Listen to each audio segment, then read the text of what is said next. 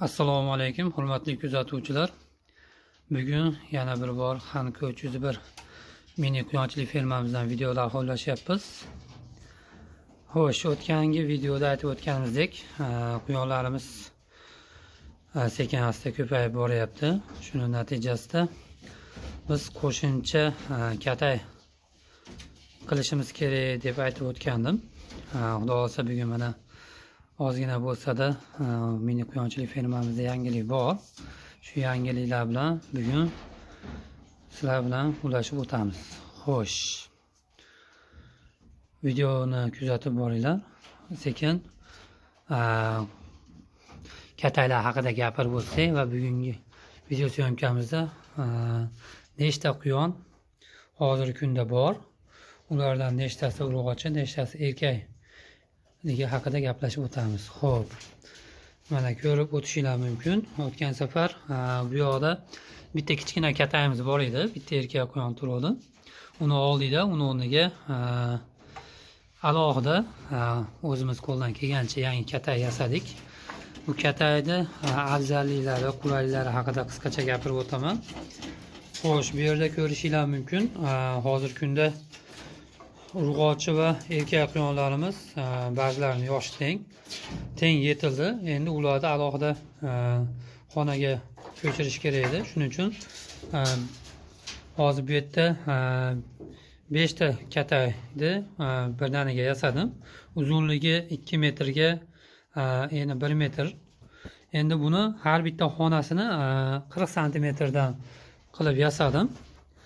Ko'rishinglar mumkin. Orasini tunika bilan qoplaganman. Sababi bu yerda erkak quyonlar turadi asosan.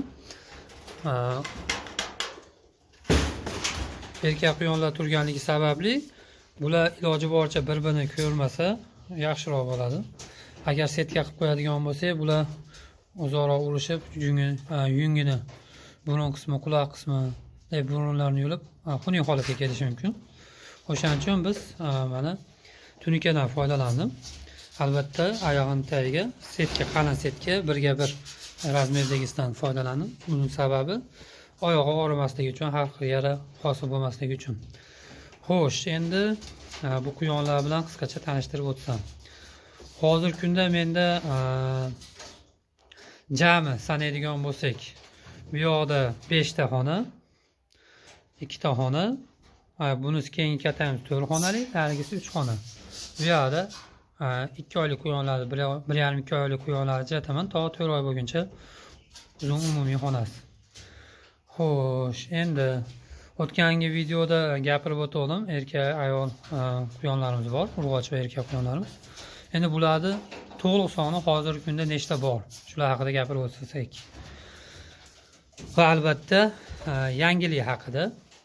Hozirgi kunda nechta ona bola quyonimiz bor, nechta quyonlar erkak samez quyonga qo'shildi, ulardan nechtasi bo'g'oz. Ularni sanasi bilan gapirib o'tamiz. Xo'p, bu yerda ko'rishinglar mumkin. 5 ta katay bor. Bu yerda 5 ta samez erkak quyonlarimiz bor edi. Undan bitta hiplus quyonimizni o'zim uchun so'yib yedim. Trivesiga 2 kilo go'sht qildi. 4 oy 10 kunlik quyon. Uni o'rniga hozir mana birinchi o'tgan videoda aytib o'tgan samka quyoni, urug'och quyonimni olib o'tdim. Katay yetishmovchiligi uchun erkaklar qatorida turibdi. Buni erkak quyonga qo'shganman. O'sha 4-qoringa bo'g'oz bo'lyapti, ya'ni qochyapti. Endi mart oyida olib kelgan holatimga ko'radigan bo'lsak, mart oyida erkakga qo'shilgan, aprel oyida tug'yapti. Shunda mart oyidan hisoblasak ham o'sha yilda oxiri hali tugagani yo'q. 4-bolaga o'sha qonida bo'g'oz inshaalloh sababi qilindi. Xudosa 22-kuni mana erkak quyonga qo'yilyapti, bu yozib borilyapti va birinchi samez quyonimizga qo'shildi. Bu degani mana birinchi erkak quyonimiz. Bu aytib o'tgandek Hikolga enzibi qo'shilgan. Hozirgi kunda quyonchilardan so'raydigan bo'lsam, ko'proq rus kanalini kuzatib boraman. Bu Hikol yo'nalishida ko'p videolar bor. Taxminan 6 yildan beri ishlab boradi. Sizlar ham YouTube'ga Aleksandr Varankov deb yozsanglar chiqadi. To'liq ma'lumot berilgan. O'shandan ko'proq qiziqib o'rganib boryapman. Misol quyonlarni necha kunda ajratish kerak, nima yem berish kerak, qanaqa vaksinatsiyalari bor. Bir oyda misol o'zining normasi qancha, 2 oyda qancha vez qilish kerak, shular haqida kuzatib boraman. Bo'sh vaqtda unumli foydalanish uchun. Xo'sh, endi bir qator ko'rsatib o'tamiz. Bu ashi birinchi bolasi. Bundan 3 ta bor. 2 ta sherigi bu yoqda, keyin kataydi. Keyingi olib kelgan 6 ta quyonim, mana 3 ta erkak chiqqan. Nodir aka Borahimovdan olib kelganman. Toza italyanskiy ikki quyonlari. Bular sameslar. Endi buni katayda ustini yopib qo'yib, keyingilarga o'tamiz. Xo'sh, ko'rishinglar mumkin. Buni yonida mana o'tgan safargi videoda 2 ta erkak quyonimiz. Birinchi ona quyonni, birinchi bolalar. Uje bular 6 oyga yetdi. Rosmoni quvvatga to'lib ishlashni boshladim. Buni voyaga yetgani, ishlashga tayyorligini yana bitta jihati bor ekan. Buni o'tgan safargi videoda qo'ya olmadim. Urg'och quyonlarni qo'yganingizda bular o'zining erkaklik xususiyatini bildirish uchun oyog'ini yerga qattiq uradigan. Bu o'zini sezdirib erkakligini bildirish uchun. Albatta, kuy kelganda urg'och quyonni qo'ysangiz 5 minut 10 minutda o'z vazifasini bajaradi, tugatadi. Endi bu yerda mana ikki qismga bo'lganman quyonni. Erkak quyonlarda alohida, urg'och quyonlarda alohida ushlaganman. Sababi bir-biriga xalaqit qilmasin va bir qatorda turishligi uchun. Xo'sh, o'tgan safargi videoyimizda bu 4 ta quyon enasi bilan turadi. Meni o'zimni bitta yo'nalishim, prinsipim bor. Men ko'proq sifat yo'nalishida ishlashga harakat qilaman. Sondan ko'ra sifatga e'tibor qarataman. Sabab, misol 10 ta bola bermasin, 6 ta bola bersin, chiroyli katta qilib, belgilangan muddatda o'zini vaznini to'plasin. Misol, hozirgi kunda ko'ryapmiz, ikki quyonlar 90 kundan 120 kungacha yetiladi va 3 oydan 4 oy bo'lgan oraliqda 3 kilodan 4 kilogacha vazn qiladi deyapti. Misol 2 oyda bir oyga quyonlar ko'ryapmiz, 1,5 kilodan 2 kilogacha qilyapti. 4 oyda 4 kilo vazn yig'adigan bo'lsa, bu juda katta yutuq bo'lsa kerak deb o'ylayman. Sababi, so'yganingizda 50% go'sht beryapti. Xo'p, ko'rishimiz mumkin. Bu yerda ena quyonni ajratdim. Sababi 60 kun bo'ldi bolalariga. Xo'p, 60 kundan o'tganligi uchun bularni ajratdim. Sababi enasini 2 kun karantinda saqlab yana erkak quyonga qo'ydim. Keyingi nasl olish uchun. Bu yerda 4 ta bola bergan. Bu 3-chi bola berishi. Kechagi kuni jinsini tekshirib ko'rdim. 2 ta urg'ochi, 2 ta erkak chiqibdi. Bu Hiplus quyonimiz. Sababi ikki quyonimizga Kaliforniya quyonini qo'shganmiz va natijani ko'rib turibsizlar. Xo'p,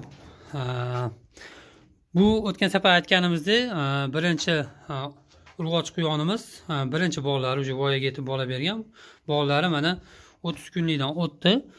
Kaliforniyaga NZB qo'shilganligi uchun bularning kallasi juda chiroyli chiqdi. O'zimga ham hozir shu darajada yoqib turibdiki, bulardan bir kamida 4 ta 5 ta urg'ochi samka quyonlarini ajratib nasl uchun olib qolish.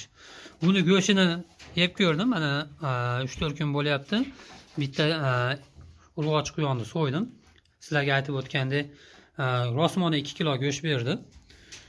Go'shtini misol yog'sizlik darajasi zo'r, shirinligi hech xushog'ishcha yo'q. Sababi, sizlarga aytib o'tganimdek, oshcha po'choq bermayman. Po'choq deyarli umuman bermayman. Hozirgi kunda faqat Grand nomli kormi bor. Quyonni o'zi kormidan beraman. Keyin o'zimizda dehqonchilik beda ekkanman. Bedani olib, ba'zida ho'l, ba'zida quritib beraman. Natija yomon bo'lmayapti, Allohga shukr. Endi bu yerda ko'rishinglar mumkin. Birinchi olib kelgan 6 ta quyonim 3 ta urg'ochisi. Hozir bularni erkak quyonga qo'shganman. Bularni kuy kelgan kuni har xil bo'lganligi uchun kunlarida biroz farq bor.